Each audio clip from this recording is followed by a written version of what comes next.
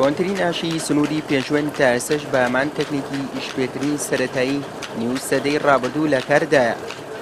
ڕزگار و براکەی پێکەوە لەم ئاشەدا سەرقاڵی ئاشەوانین کە لە باوباپیرانەوە بۆیان ماوەتەوە. ئەم ئاشە مێژوویەکی کۆنیەیە و تەمەنی بۆ ساڵانی چلەکانی سەدەی ڕابردوو دەگەڕێتەوە، کەچی تا ئێستا ئیشی ڕۆژانەی هاوڵاتیان ڕایی دەکات.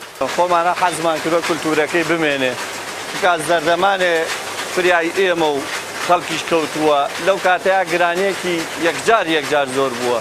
خەڵک بە نمونە بێنمە خۆم کە لێرە ئاشەوان بووم و ئیشی ئاشم کردووە، تەنها پاقلیان نەهاڕی ئەیان کرد بە ئارد و خەڵکەی خواری سێگەر بۆم جیلەبی ژێڕیتۆ شتێکی زۆر تەعجوب بەمێن. تەنها ئەهاتن لەم ئاشی حازیرەکەەوە تایسێ لە بەردەستمانە ئیژەکە و ئیشی پەرشە و شتەکە دەجار تووگسکمان پێ هاڕیوە کردویانە بە ئارد و خەڵک خواردوێتی.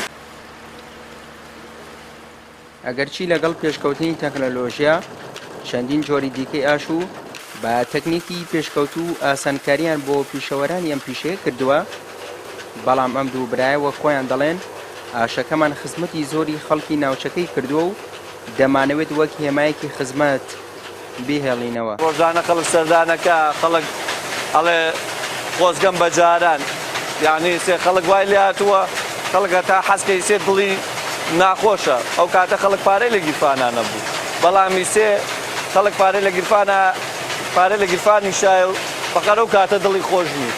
سێشت دەیە لەمە پێشکەوتوتریشە، یعنی بڵێن تۆی سێ بە نمونەی ئاش بێنیت، ئاژێ زۆر لەمە پێشکەوتوترە، بەڵام ئێمە بە نمونەی ئەوە کە کولتوریە و دەمێکێ ماوەمانە شێوازەکەیمانوە خۆی هێشۆتۆ. ئاسایی پێنجوێن 96 کیلۆمەتر لە شاری سلێمانیەوە دوورە.